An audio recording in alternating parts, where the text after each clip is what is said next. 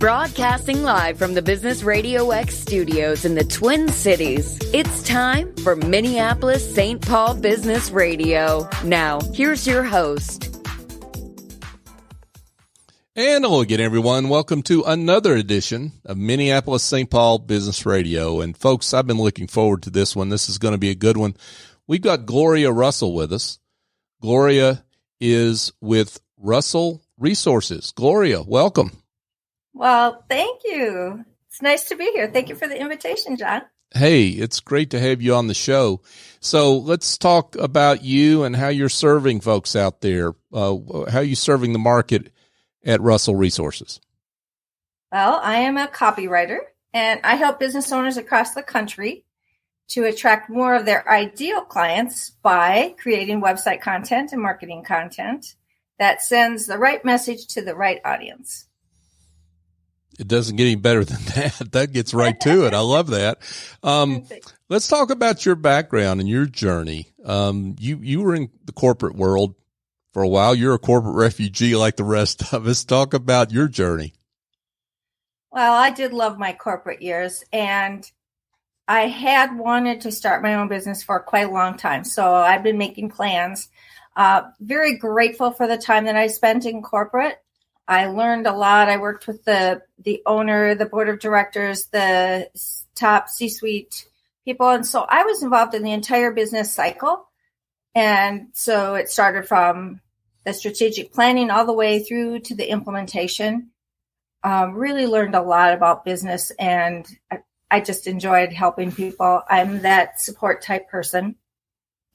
And what I really wanted to do was to help the small business owner, because when I was in corporate, I saw how, they had the money to hire the people for high caliber results. And some of the small business owners really didn't have that. Plus, they didn't need a full-time person. And so I really wanted to help them kind of boost that level of marketing experience for them. So really happy to be able to help them. You've got a more comprehensive background, if I can say this, than probably the typical copywriter, I would think. I'm not trying to shortchange anybody else, but you've got quite a comprehensive experience. And how does that help you in your current role? Well, I think it helps tremendously because I do have that background where I understand running a business. And what really saved me, I have that entrepreneurial spirit, always have had. And what saved me in corporate was they allowed me to be that intrapreneurial employee. So I was doing so many different things and involved in so many different initiatives that seemed unrelated. People would say, what kind of job is that? But I really did get a firsthand look and very deep look into all the aspects of running a business and also from the employee side. So it really was a very wonderful experience and a blessing to have those years behind me. That's terrific. Now, you mentioned that you did a lot of planning. I did. Yeah, talk about that, because that you could provide some pointers to folks that are in corporate and want to get out on their own and start their own business. Mm-hmm. Mm-hmm. Well, I think some people just jump right in and bless their heart, and you learn as you go, and we all learn as we go. I really did. I came from kind of an entrepreneurial family, so I would talk with my brothers or my dad, or to see what they thought. And I'd bounce ideas off of other business owners that I knew. And I knew what I wanted to do. Of course, I just wasn't real sure at first how to do it. But I think when you have the will, and there's always the way. So on my journey, I have always had a lot of coaching, and I think that's really important. And some of it is, reading books or taking classes. I've been doing this my entire career. And since I started on my own, which was about 7 or 8 years ago, I've done a lot of that. I've studied incredibly, and I've had a lot of coaches and still do. I have 2 right now. And that alone is great advice to people, because a lot of folks, they kind of shortchange themselves when it comes to investing in themselves as the business owner instead of just the business, right? Right. Yeah. It's important. I think that growth, because if you don't do that, it's difficult to grow. And I think the other thing that I have done, which and I continue to do, which has been very helpful, is to really surround myself with other people who are incredible at what they do, other business owners who are advancing.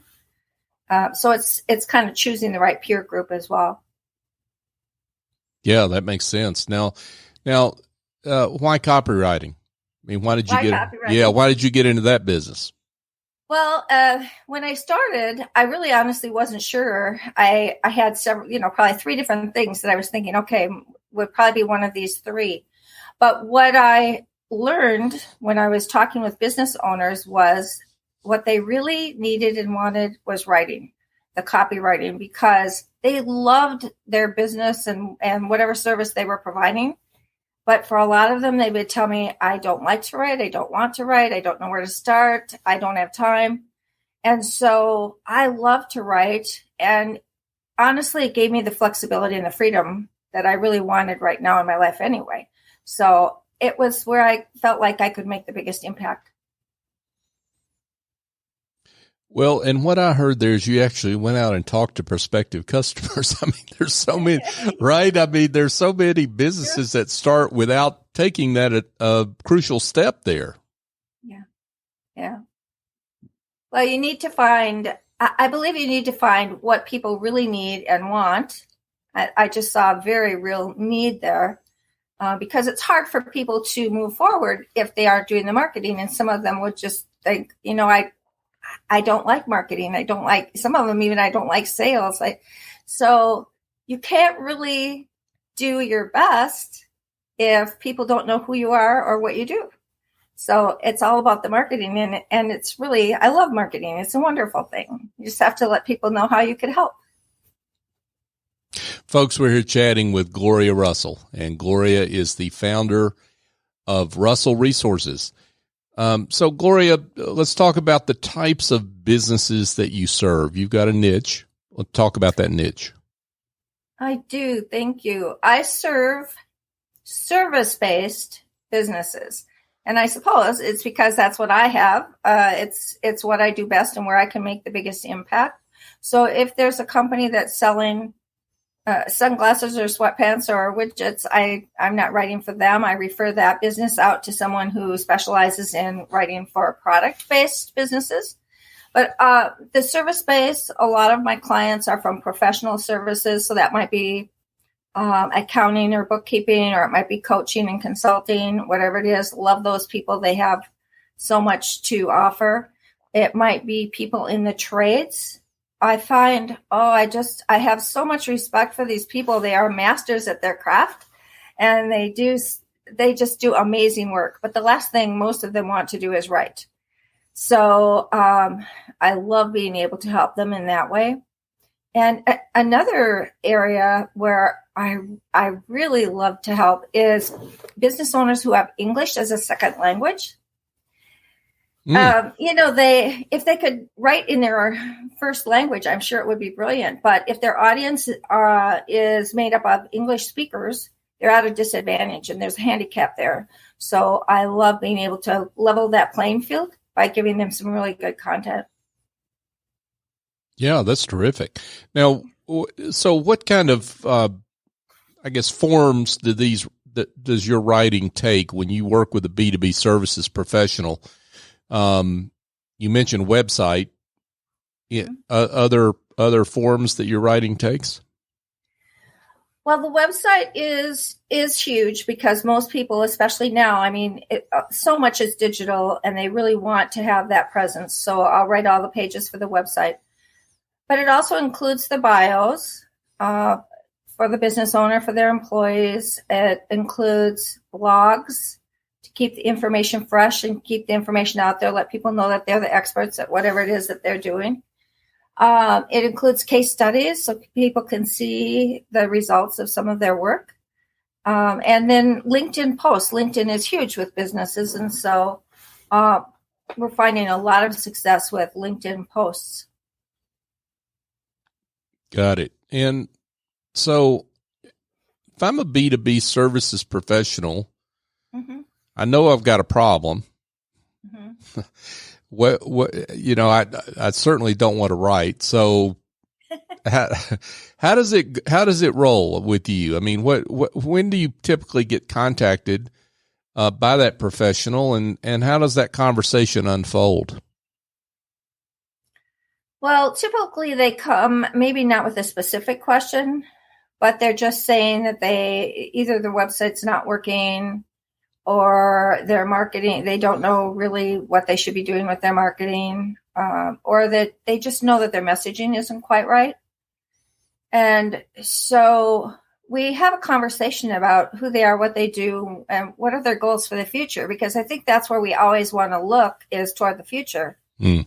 If I know what it is that you really want for your business, then we will know what direction to take. So I want to dial it back just a minute to what you said there about, well, let's take a website, for example. I mean, what are the common problems that you see with website copy? Well, each is an individual case, but I do see some common themes, and some businesses are not really clear on what their services are or who their ideal clients are. And maybe that might be because they're just starting and we pretty much try to, work for everybody. Or maybe they've changed their focus. And especially during the pandemic, a lot of people did change their focus a little bit. So you need to change your messaging as well. So we get really clear on that. So we go through some exercises to really define which services do you really want to offer and who are they for? Who do you want to really help and make a difference in their business? So once we get that clear, then we can really work on the messaging. And when I look at their websites, the problems that I typically see, the first one, which is huge, usually they're talking mainly about their business and what they do and how they do it and what they offer and how they're better than their competitor. But they're not talking so much about their clients or their future clients and how they would help them. And really what people want to know is, but how can you help me? What's it going to mean for me? So we need to sort of reverse that conversation and make sure that the website content speaks directly to the client and how we can help them. Those details can come later. And I think that's the other thing. A lot of times the websites just have too much detail, or they're too technical, or a lot of technical jargon. So people, I think their eyes just kind of glaze over and they get impatient and lose interest pretty quickly. And that is one thing on the website. We need to gain their interest and do it quickly. And that's the other thing people say. They just don't know how to capture their clients' attention. And I think a lot of times it's because they haven't really done the work to find out who those clients are and what are their problems, and how are you going to solve them. So once we talk about all of that, it makes it much easier, and then it flows. Yeah. And I think you said something that's so important, is just point of view, really, right? I mean, you really need to talk from a point of view of the customer, not of you. And the customer wants solutions. They don't really necessarily know how to get those solutions, or they even care how they happen. They just know they want their books done right or taxes done right or whatever, but they don't necessarily care how that happens, right? Well, it's very true, and that's why it's not really about all of those details. You'll have some people who eventually want to know all the details, or some who might even want to know all the technical information, but that comes later. Mm-hmm. So they want the overview of, do you understand their problem, and how can you help? So Is that the biggest struggle that you see for companies in terms of their marketing? Is it point of view? Is that the biggest struggle? I think it is. You really need to know the clients that you want to serve. You need to know them very well. You need to understand where they're at, what's bothering them, what keeps them awake at night. What are they really worried about? What are they feeling bad about because they just can't seem to move forward? And when you know that, and you know that you can solve the problem, then it's easier to talk about it. So how do you, I guess, sound check that, Gloria? I mean, do you work with, I mean, you obviously go in and talk to the business owners about how they see that, but do you go talk to their actual customers? I do at times. That was another benefit of my time in corporate. I did some voice of customer studies that were very extensive. And I was taught by a pro. We hired a consultant to come in and help us with that, and I worked with him. And then I was able to do some of those on my own, and even did some voice of employee studies. So I think it's a matter of just knowing the questions to ask. And after a while, I mean, you can be pretty intuitive about understanding what's tripping people up and what their struggles are. And then makes it a lot easier to be able to help them. Yeah, for sure. Now, I'm curious about maybe what you've seen with clients that you've worked with. What happens to their business when they get this point of view changed? What are some of the results that you've seen? Oh yeah, everything changes. And their smiles get so much bigger. That's what I love. And I love when I have those phone calls that say, guess what happened? And I know it's going to be awesome. And I love hearing those success stories from them. I'll give you an example of one client I had. He was the local service provider, and he had a good business, but he wanted to grow it. And he really didn't know what his goal was in the end, what type of business and what size of business he wanted. But he didn't know how to grow it, and he really hadn't been doing any marketing. He said he just didn't know how to start or what to do, and he didn't have a decent website. So what we did for him, and I think you have to also be a little careful that you don't overwhelm them. So I like to take things step by step. So we partnered with a web designer, web developer, to create a really wonderful website for him that looked very professional and awesome. I wrote the content, and I write content for SEO. So that's search engine optimization. That's a whole separate conversation. But basically what it means is we're keeping Google happy because we want to be favored by Google. So I wrote that content. We had the website, and that gave him so much more confidence because now he had something professional he could point to and say, oh, look at my website. And of course, his clients would refer other people to the website. The next thing we did was we created an account for him on Nextdoor, which is a local, sort of a local networking and site where they can see responses from clients as well. So we created that, and we had testimonials from his clients. They were very happy to provide the testimonials because they loved the work that he did. So by now, he was really seeing a difference, and the SEO work from it happened to be by the web developer was kicking in, and he was seeing, his business had doubled. And so we continued to work on that. And then we also did a postcard campaign, which mostly, especially since the pandemic, it's been digital work that we do, but print, the postcard campaigns still work. People actually will look at the postcard. So they don't have to open it up, just take a good look. And he received business that way too. So as we got the ball rolling, the marketing that we did really made a huge difference in his business. And now it's more than tripled. And he's about to the size where he wanted to be. So just it just makes me feel so good to know that we accomplished what we wanted to, and it's still moving. Wow. That's a great story. And again, just to underline here, folks, I mean, what you're talking about is the magic bullet, if you will, is not a new website per se, or, you know, a new social media platform. It's the messaging. That's right. Right? That's right. Well, and I think too, when you look at different businesses, you need different, and maybe a different platform. So for a lot of the businesses that I work with, LinkedIn really is where you need to be. For some, Facebook is great. For some, Instagram. I mean, you need to find where you're best suited. Doesn't mean you have to subscribe to everything or you'd be totally overwhelmed. And I think that's what I really try to avoid with my clients. I don't want them to feel overwhelmed. I want them to feel really good about what we're doing and just take it step by step.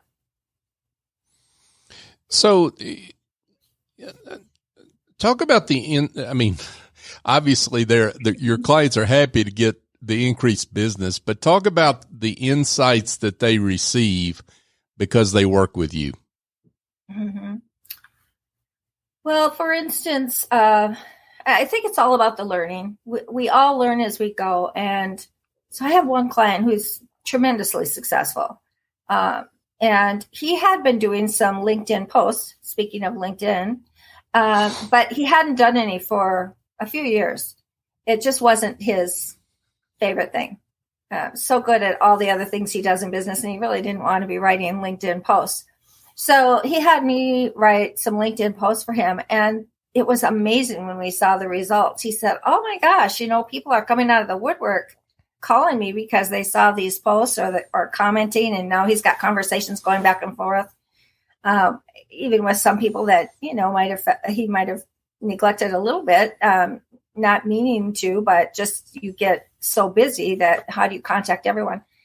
And he said, "Well, we really hit a home run with those LinkedIn posts." And I think he realized how valuable they can be, but somebody has to he still doesn't want to do them himself, but he can see the value. Another client I had was also very successul, but he was a little worried about his marketing messages. He said he just didn't feel like they were really showing the true value of what he brings to the table. And so we worked on his marketing again, that whole thing about what service are you really providing? What solutions are you providing? And who are your ideal clients? And once we went through that whole exercise, we had wonderful messaging on the website, on blogs. We did some case studies. Again, we did LinkedIn posts. And he has seen tremendous success from that. And excuse me, the side effect was that he feels much more confident in his verbal messaging.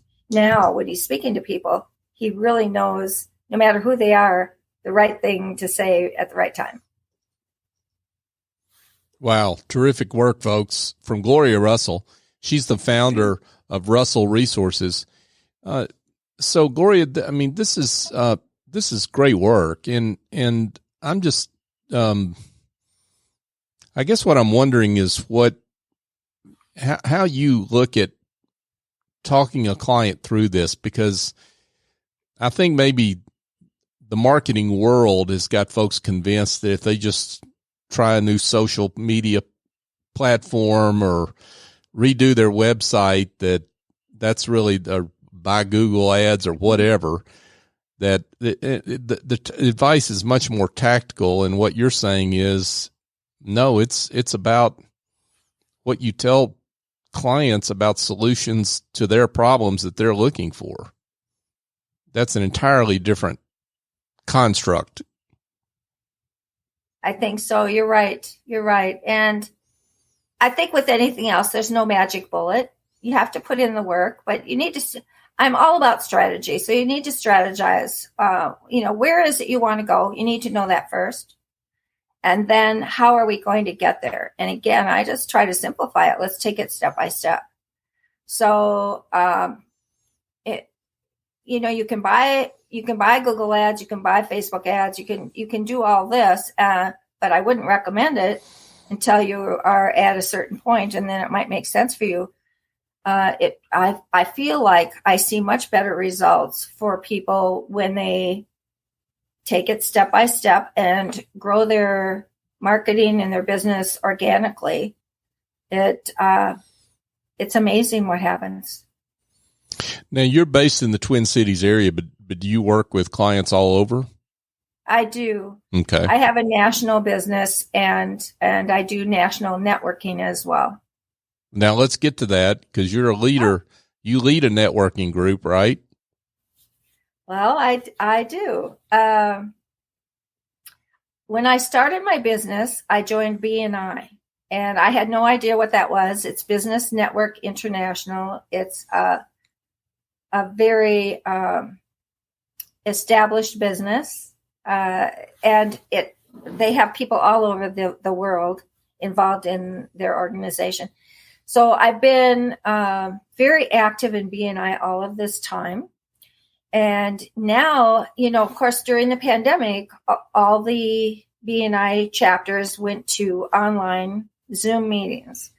And for me, that was great. I actually moved during the pandemic so that I could be closer. My mother's elderly, and I thought, you know what, I can take my business anywhere. So I am going to move. So I moved out of the Twin Cities area where I had been for a long time. And it was fine for my business. But now BNI chapters are going back to in-person. And a few of them have chosen to stay online. So right now I'm just starting a new chapter for people in the Minnesota, Western Wisconsin region.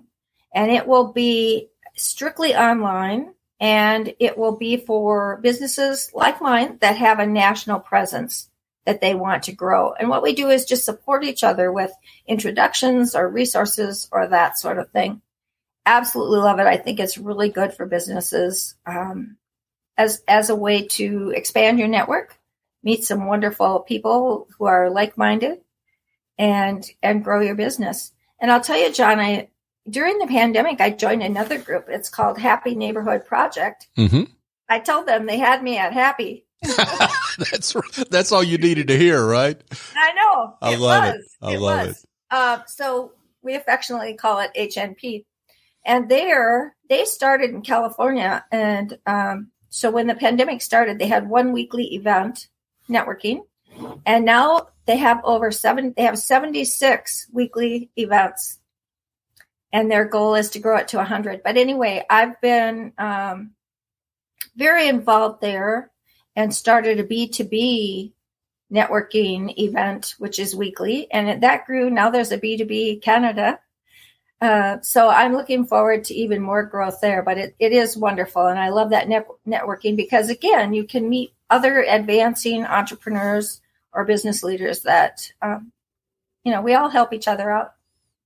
Okay, so yeah, you had me at happy too. So, Isn't that true? Yeah, but yeah, I love that because so many of these groups sometimes they're not real happy, But talk about how folks can find your group. My networking group? Yeah, the HNP, Happy Networking Project. Mm-hmm. Yes, you can go to happyneighborhoodproject.com. Okay. And I am involved in several different events, but the B2B only shows up on the website. You can look for events and then networking because they also have a lot of master classes and other things that they offer. But B2B only, or you'll see B2B Canada, and you can register. And even if you want to send a little happiness my way, you can say that Gloria Russell introduced you. There you go. Yeah. Terrific. So Gloria, I would love it if you wouldn't mind sharing maybe a success story, someone that you've worked with, and you don't have to mention them by name, of course, but somebody who's had some results that have, speaking of they've been made happy, the results that you've helped them achieve have been pretty pleasing to them.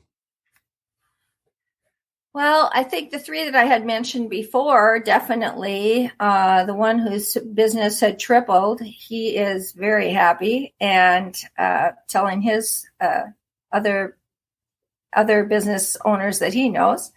And the people that I have helped with their websites, I mean, they have just been able to really reach a much bigger audience.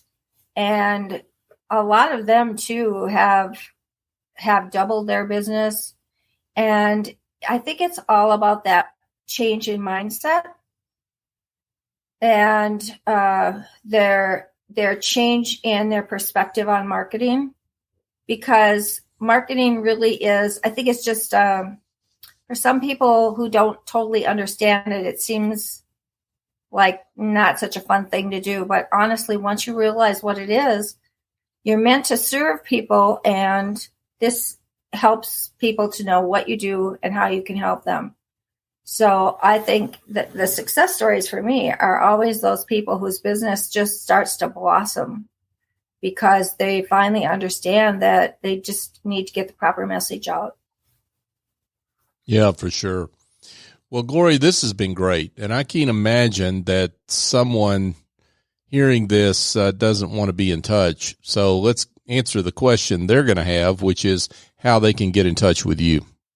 Oh, well, that's pretty easy too, because my website can be found at writer.mn, MN like in Minnesota, writer.mn. And there, you can read a little bit about me, but there's a scheduler, so you could schedule a phone chat or a Zoom chat with me. The phone number is also there. You can give me a call. So we make it pretty easy. That's terrific. Gloria Russell, folks. She's with Russell Resources. Gloria, this has been great. Thanks so much. Thank you so much, John. Yeah, thanks for coming on the show. Thank you. You did make it fun. Yeah, thanks so much.